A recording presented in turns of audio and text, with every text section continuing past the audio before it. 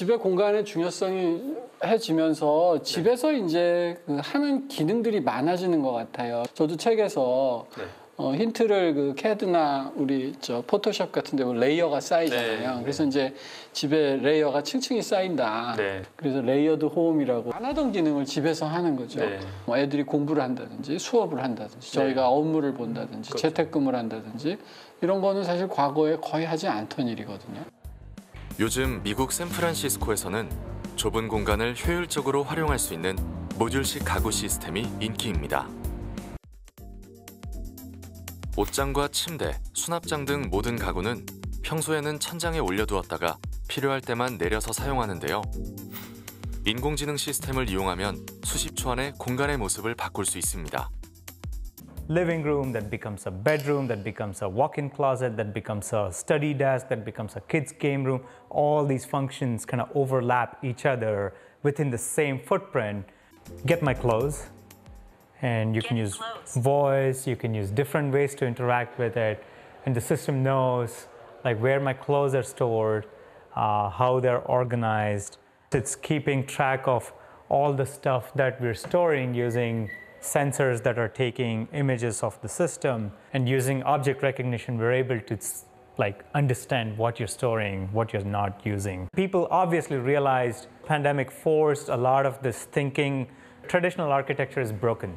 Zoom calls in the couch, or people are fighting for space on the kitchen counters. You know, you're not using all the space you have effectively. I think in 5 years, architecture will be in full 3 dimensions. Not just like buildings, there'll be communities and cities built around. Why won't you use full 3 dimensions? It becomes an obvious way to live.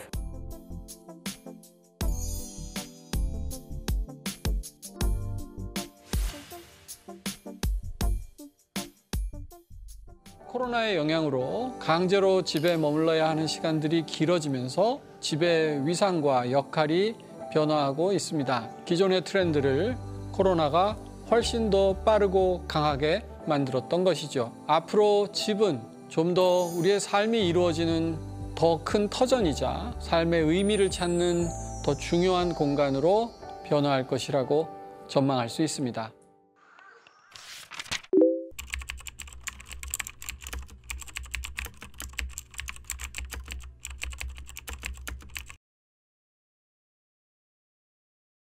이번에 코비드의 영향으로 확산된 언택트 트렌드는 아마도 계속 진행이 될 것입니다. 하지만 그럴수록 인간의 관계에 대한 욕망은 더 커질지도 모릅니다. 왜냐하면 우리는 깊은 관계에 대한 욕망 또한 가지고 있기 때문이죠. 그래서 언택트 트렌드의 확산은 오히려 인간관계에 대한 갈망을 더 불러올 것이다 하는 역설을 경험하게 됐습니다. 코로나 팬데믹의 영향으로 사람들이 사회적 접촉이 굉장히 줄어들었어요.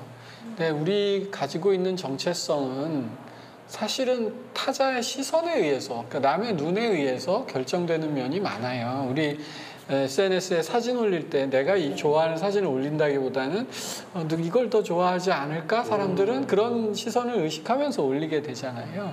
근데 이번 팬데믹의 영향으로 사회적 접촉이 극단적으로 줄어들면서 이 타자의 시선이 부재한 상황이 온 거예요. 없는 거예요. 그러면 나의 성찰과 나의 몰두로서 나를 증명해야 되는 이제 그런 현상이 굉장히 강해졌죠. 그 좋은 예가 여러분도 MBTI 테스트 해보셨어요? 뭐 무슨 꼰대 테스트 이런 거 해보셨어요? 그러니까 요즘 그 자기 진단하는 성향 테스트 굉장히 많이 하시거든요. 저는 이것도 그러니까 사회적 관계의 단절로 자기 정체성이 굉장히 불안해진 한 결과다. 자, 그럼 이걸 어떻게 해결할까요? 인간은 몰두하는 존재입니다. 뭔가 집중하고 몰두해서 몰입해서 이걸 해결하려는 경향이 있어요. 그래서 제일 대표적인 게 뭐 게임에 몰입한다든지 이렇게 음악에 몰입한다든지. 근데 그게 확실성의 세계, 가장 확실한 세계, 수학, 물리학에 몰입하는 것이다.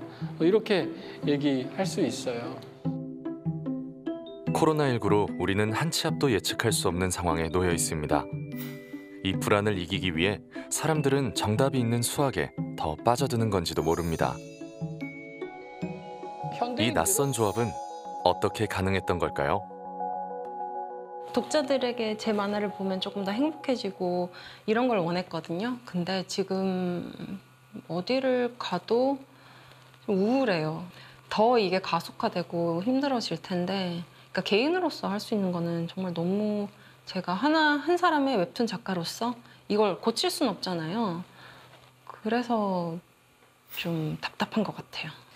이제 너무 혼란스러우니까 사람들이 그래도 수학같이 뭔가 정답이 있고 내가 노력하면 정답을 이끌어낼 수 있는 그런 좀 명쾌한 학문이어서 좀 쾌감을 느끼는 거지 않을까라는 저 나름대로 생각을 하긴 해요. 실제로 올 상반기 수학 관련 도서 판매량은 지난해보다 약 40% 늘었습니다.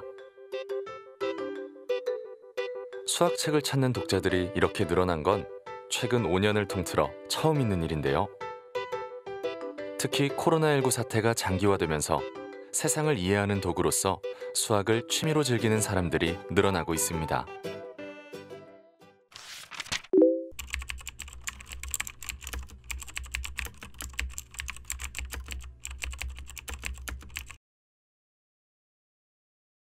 소규모다. 네, 많은 사람이 만나지 않아요.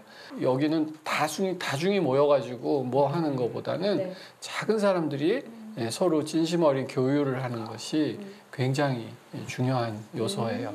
두 번째는 취향이 중요하다는 것이에요. 저는 이런 걸 해시태그 릴레이션십이라고 불러요. 해시태그 플랜테리아.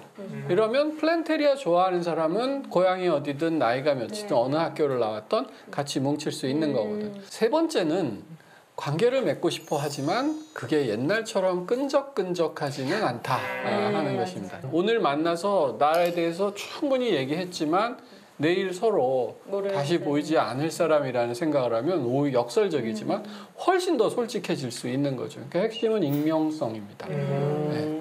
그래서 익명성을 지키면서도 예의 있고 또 서로 소통할 수 있는 굉장히 역설적인 상황이 벌어지는 거죠. 그래서 저는 이걸 굳이 용어를 하나 만든다면 쿨한 관계의 형성, 이렇게 말씀드릴 수 있겠어요. 다양한 동화책으로 가득한 수지 씨의 거실은 오늘도 낯선 손님들로 북적입니다. 그림책을 함께 읽고 그에 대한 생각을 자유롭게 나누는 시간. 제가 태국에 갔을 때 같이 여행을 갔던 친구가 저한테 선물해줬던 책이에요. 이 여행을 갔을 때 당시에 제가 수많은 관계들과 엄청 가깝지는 않지만 내가 마음을 쓰던 사람 그리고 만나고 있던 사람까지 다 이렇게 헤어지고 멀어지는 경험들을 갑작스럽게 하면서 좀 관계에 대한 고민이 많고 그리고 그 시간을 좀 환기하고 싶어서 갔던 여행이었어요.